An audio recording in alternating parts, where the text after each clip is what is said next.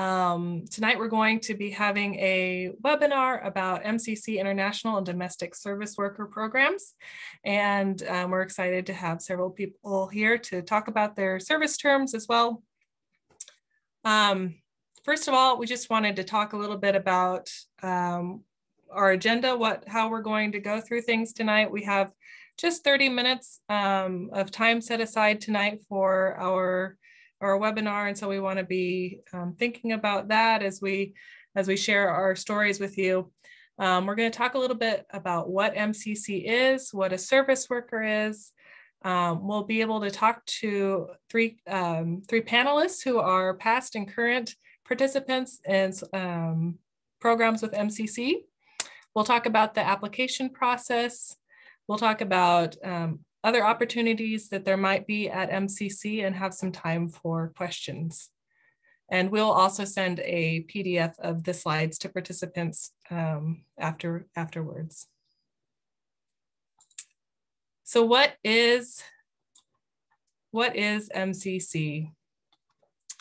MCC is a Christian nonprofit working internationally in three main sectors of work: relief aid, development, and peace initiatives. MCC works in Asia, the Middle East, Africa, and Latin America, as well as in North America. And we work together with local partners and build their capacity either through grant funding, education, trainings, or by placing workers with local organizations. And our service workers are fully funded volunteers, and we'll talk a little bit about that this evening as well. And that's where you come in. Service workers are longtime volunteers who are fully supported, like I said. And what that means is a service worker is unpaid, but fully supported MCC personnel. These assignments are generally 1 to 5 years long and can be in the US, Canada, and around the world. Support for service workers allows for a healthy, modest lifestyle, and you'll hear from our panelists a little bit about what that looks like, that reflects the values of our supporting and hosting communities. Philosophy of service. Sometimes when we talk about service work, people aren't really sure what that means. What does it mean to be a service worker? Some people may associate that with other things in life. But what we're talking about is that the work that MCC does is done in the name of Christ, responding to human need and the call to Christian discipleship. And the programs of MCC use personnel with a lot of different skills and backgrounds, different levels of education and different levels of maturity. We have lots of different programs that we have for lots of different ages. And we hope that our personnel and also our programs can serve as channels for healing and reconciliation in a broken and divided world. Some of the personal qualities that we look for are that the skills and work experience that people have also associates with the work that they're doing around the world and domestically.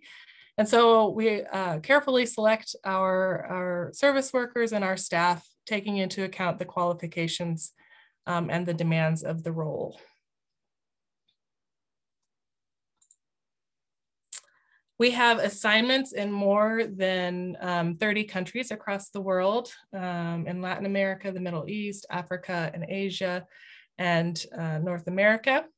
Some of the categories that we have of work are refugee and migrant assistance, conservation, agriculture, public health and nursing, peace building and advocacy, finance, those sorts of things.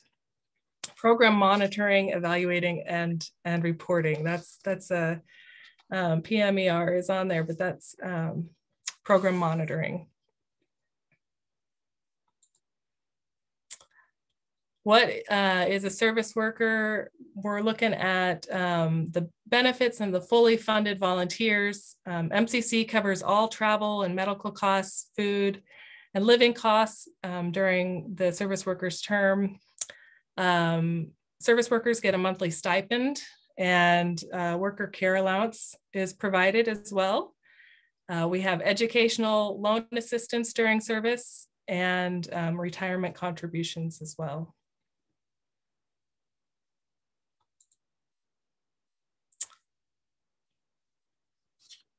So tonight we have three people that are joining us. Annalie, Vince, and Jennifer. Jennifer and Annalie are currently in service, and Vince is one of our alums, and they're going to talk a little bit about their time so far with MCC, or the time that they spent with MCC. We've got a few questions that we'll ask and have them share about their time. So I'm gonna stop sharing here for a little bit. And why don't we go with Jennifer, and then Vince, and then Annalie. And the first question is, if you could just tell us a little bit about where you serve or served, and a little bit about your assignment as well. Sure. Yeah, my name is Jennifer Diebert, and I started with MCC in South Korea, where I live, in 2014, and I didn't move into this role of working with North Korea until 2016. And now I serve as a program director for our programs in North Korea, which does include a lot of office work and some travel and a lot of other things to help our program operate well in North Korea. Yeah, I'll pass it on Great. to Vince. Thank you, Jennifer. My name is Vince. I was in Cambodia for 3 years and finished up my term in July of 2018. And I was an education program facilitator. So I was overseeing a program that was partnering with 5 government primary schools in rural southeast Cambodia. And we were doing teacher training and implementing literacy programs in the schools, as well as breakfast programs. Hi, I'm Annalie. I started my work with MCC in Haiti. So I was doing communications and advocacy work in the office, the MCC office in Port-au-Prince. And now I am coordinating communications and advocacy work across our programs in Latin America and the Caribbean, and I'm based in Mexico City. Great, thank you. What's it like to serve as a longer term service worker? Some of you have had experiences with the shorter term programs that we've had. Maybe you could talk about that a little bit as well, and how that maybe encouraged you to do something a little bit longer, or maybe you have some more connections that you thought, oh yeah, that's what I'd like to do for the next step in my life. I guess same order. Yeah, I started with MCC as a SALT volunteer in 2011 after university. And I discovered how short 11 months can be. I really enjoyed my time. I served in Hanoi, Vietnam, and it was my first time to live outside of the US. And I really appreciated the chance to kind of learn a new language, a new culture, serve with other people who are different than me. And when I came back to the US, I already knew I want to go back for longer. 11 months is just enough to dip your toes in. So after spending a couple of years in the US, I decided to join MCC again and was looking for service opportunities. This opportunity to come to Korea came up again, and I've been here now for more than 6 years, and I feel a huge difference because I can integrate a bit more into the context, dig deeper, get to know more about the issues on the Korean Peninsula, and build deeper friendships through walking with people long term. yeah, so I've appreciated being able to come here for longer. I think I'll pass it to Vince. Yeah, thank you. I actually can't really speak to personal experience doing a short-term program like SALT or Yamen, but we did have a lot of SALT and Yameners that I became good friends with. So I think what I can say from what folks I know who've done both is they called it a sprint versus a marathon. And I think in that context, I think the one thing that kind of stuck out to me is a lot of them, I think, described coming for a year or 11 months as sort of putting their life on hold and then coming back to it after a year, versus the experience of a service worker, at least I found, was sort of like actually sort of like putting closure on my life before service worker and kind of like starting a new life in a sense. So sounds kind of dramatic, but I think that's kind of how I look at the two. Yeah, I would really echo what Vince said. I feel like my life and work here in Mexico, it just feels like my life now. It doesn't feel like I'm doing something that's sort of outside of my life. You know, it doesn't feel like I've left and then later I'll come back to it. It feels like this is my life, this is my job. I did start as a salter in Haiti. And I mean, like Jennifer said, 11 months really is quite a short time, even if it feels like forever at the beginning. But yeah, and I just like with the particular position I had and with my skill set, it was really professionally fulfilling and interesting in a way that yeah, in a very different way than it would have been in Canada. And so I wanted to keep doing that. And I sort of, as I went on, became more and more interested in doing sort of similar work at a regional scale after being able to see some of the connections between Haiti and other places in Latin America. And so that's why I've continued in this position. What kind of an impact has your service work had on your life? Like what kinds of things have you taken from your service work roles, and how have they affected how you live your life?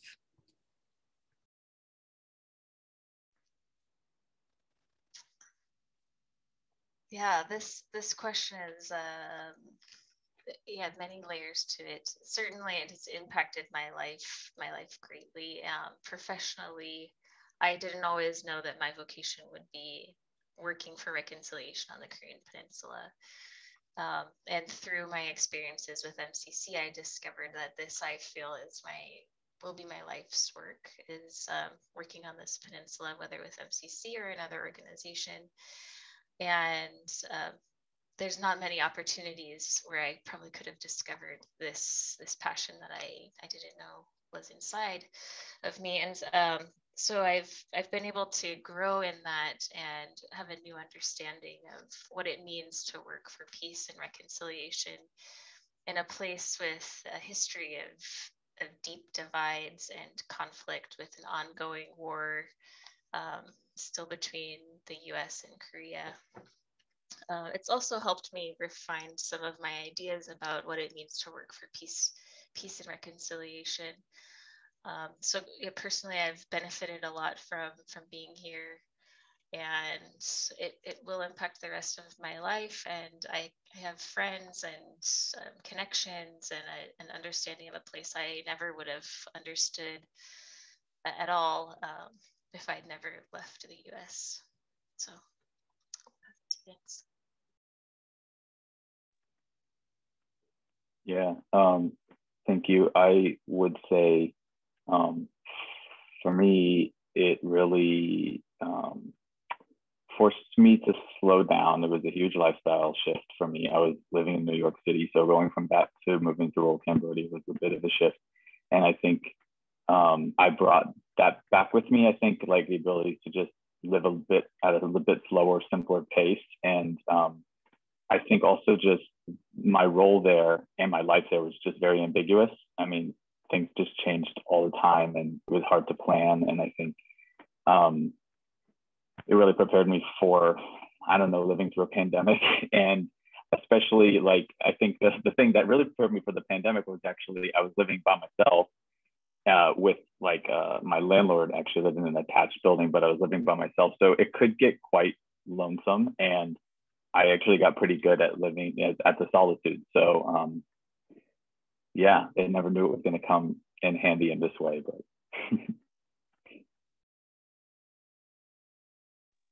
Yeah, I feel like I've learned a lot of things and some kind of unexpected things. And it's a little bit hard to say because I'm still here working for MCC. So it's hard to say what I'll take into my life as I continue to grow and move into other things. But I've been really grateful to be able to develop a better understanding of, I mean, some really beautiful things and some really painful things, right? Like I've gained a much better understanding of global inequality and the reasons that it continues to exist, about foreign policy and advocacy and the work that people are doing sort of at the grassroots level to address some of these really sort of seemingly impossible global problems. And so that's, yeah, I mean, it's one of those things that I'm sure I was aware of in a very theoretical sense before I moved to Haiti and then to Mexico. And now I'm very aware of in a not theoretical sense at all. And it's hard to overstate the difference that makes, sort of going from knowing something theoretically to having, seen it and experienced it sort of in person. And I mean, if and when I ever move back to Canada, I have now I've lived in 2 different countries over 3 years. I've learned 2 different languages in 3 years, which is not like a brag. It's really hard. And so I think I definitely have an increased understanding of what it means too for people who come to Canada and the United States, and kind of the shock of coming to a completely different culture and having to adapt. I think that's something we've all kind of experienced at a very like personal level.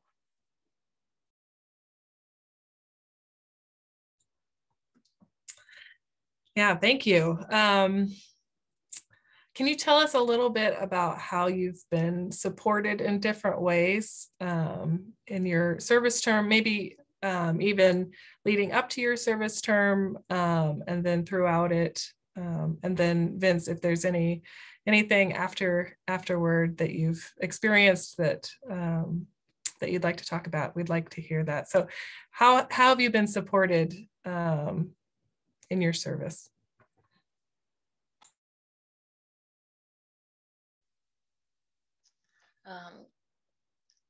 My main source of support is probably our MCC team here, which is small, but my coworkers and my direct supervisors are, of course, an important part of that.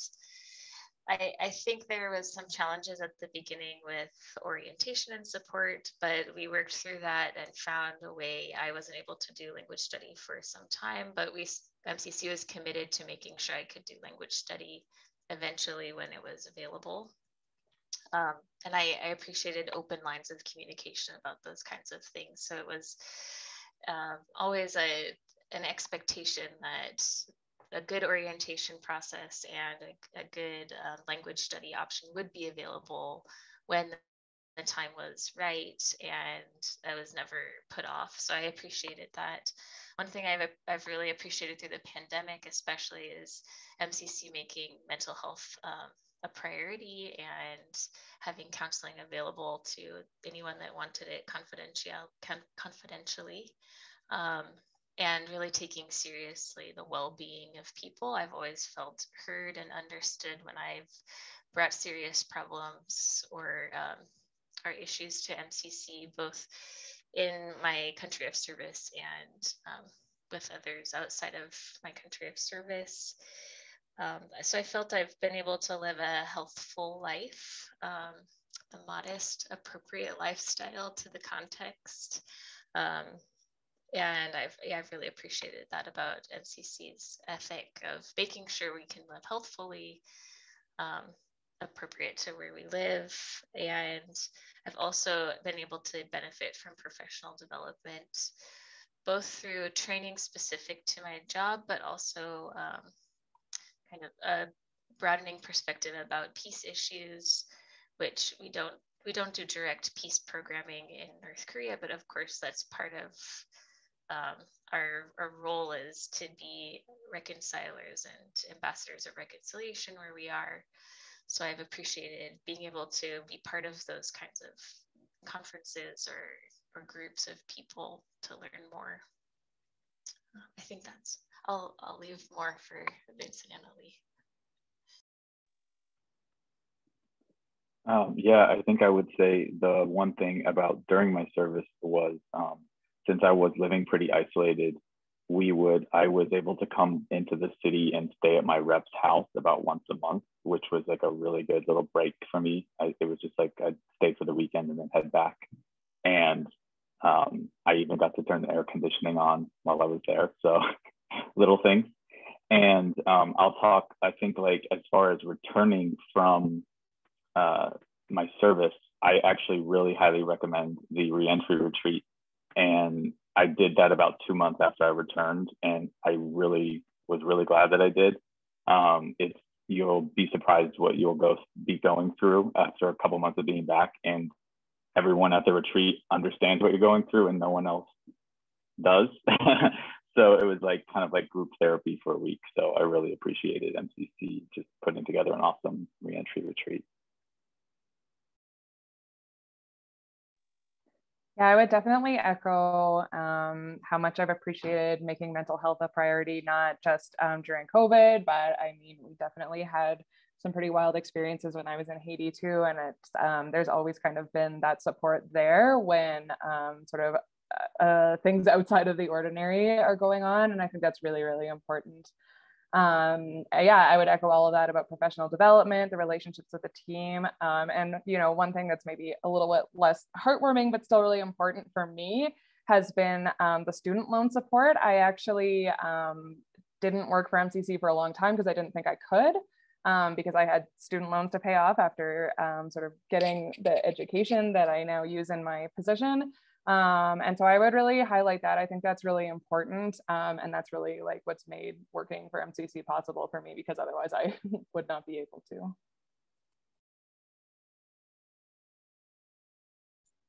I want to give you a chance here in case you thought of anything else that you wanted to share, that if you wanted to, you could share that now. I was just going to say, I don't know if you were going to send anything out, but I'm happy to schedule like a call with folks who have more questions or whatever. Yeah, that's great. Also on this call are Erica and Danisa and myself. We are all in the Human Resources Department at MCC. So we were excited to gather this group together and talk more about what it looks like to be a service worker. One of the things that I wanted to also share with you is the application process. And so you should be able to see now that we have a application portal that we ask folks to go through. And what you do is you just go to that link that's there, and you register underneath that link. And you can put your name in and not have anything specific that you're looking for, or you could be looking for something specific and link it with your name at that time. Find a position that you're interested in, and then there will be a confirmation process where you'll work with some of the other HR folks on what your interests are, what the connections are that we can make. And then there will be an interview process once we've received your registration and you get a confirmation from MCC. We'll collect your references, and then we'll ask you to fill out a full application. And then that process can last several months if you're looking at an international program. So think about that before you even start. You're gonna be going through a little bit of a process, but we want to make sure that the position that we put you in, or that's a good fit for you, is a good fit for everyone. So there is some planning that goes into that process. Let's see here.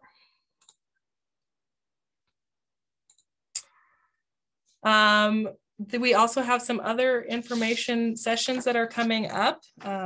Next weekend, the first weekend in March, we will be having another webinar like this that is about leadership positions, but the longer term ones like what we were talking about tonight. And then also we're having another one about canning coming up. So check those out. For a list of openings that we have, please go to the link that's listed there. And that'll hopefully give you some good ideas about positions that are available and that you'd be interested in. I'd also like to head into a time if you have any questions or anything you'd like to ask our panelists. Now would be a great time to do that. You can put your questions into the chat box, or you can raise your hand, and we'd love to chat some more and share more stories.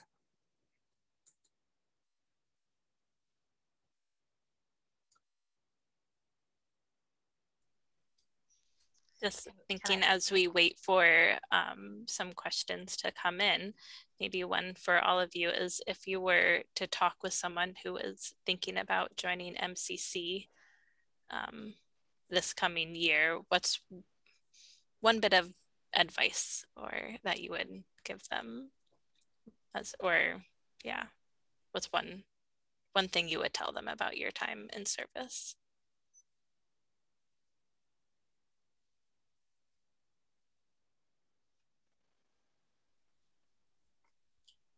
Maybe I would say something like, be ready for the unexpected. I think that's a really good kind of posture to have going into this kind of work. And maybe something we have all learned a little bit better over 2020 and 2021. But yeah, I think that sort of openness to not knowing exactly what's going to happen is really a good thing to nurture.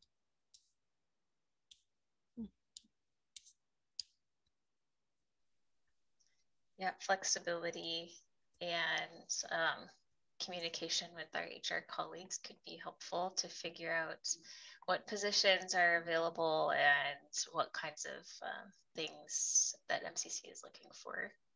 I did also want to mention that about support, before I came to Korea, I was waiting in the US for 2 or 3 months after joining MCC for my visa, and I appreciated that MCC was looking out for if I had a place to stay, because I was officially employed by MCC, but I couldn't leave to come to my country of service. So we had conversations about what I needed to be able to live well during that time of waiting in the US.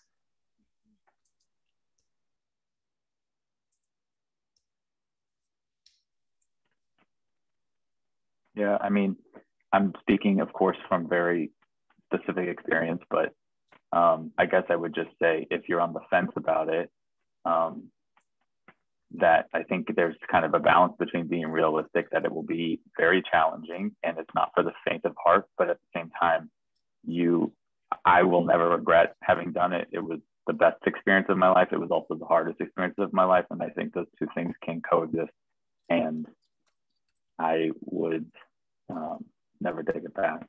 So.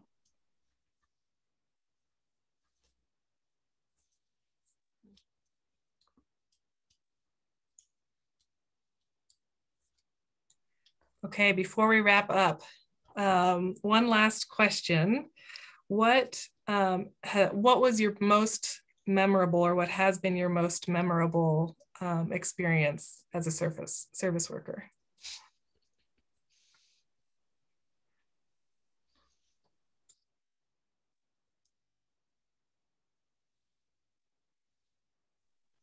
There are far too many moments asking impossible questions, but I think I mean, my work with North Koreans in North Korea, there's no other place in the world for us to meet, and perhaps some of my most memorable moments are taking North Koreans to Canada to see agriculture projects and what's going on with agriculture in Canada, and that quite amazing stories MCC has written about it, but those are some of my most fond memories.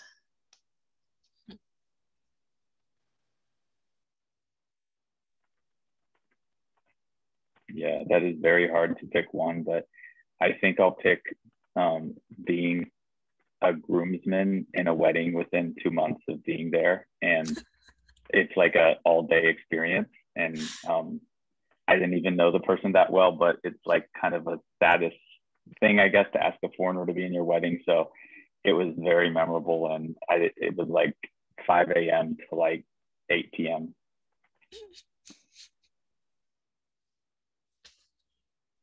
Yeah, I'm trying to think of stories that are actually going to make you want to apply to MCC and aren't about all of the times that I've almost been lost at sea.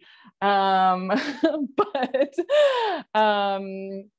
yeah, I mean, maybe just in general, I'll say, especially like, I mean, sadly, I haven't gotten the chance to explore Mexico a lot because of COVID, but I mean, living in Haiti, like going to the beaches, you know, all of the sort of kind of weird and bizarre road trips that I was able to take with partners that end up, you know, usually being a bit of an adventure and also like a real bonding experience.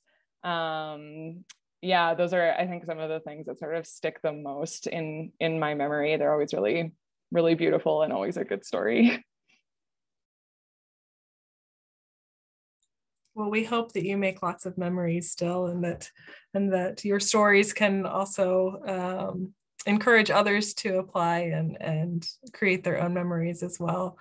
Thank you, everyone, for joining us.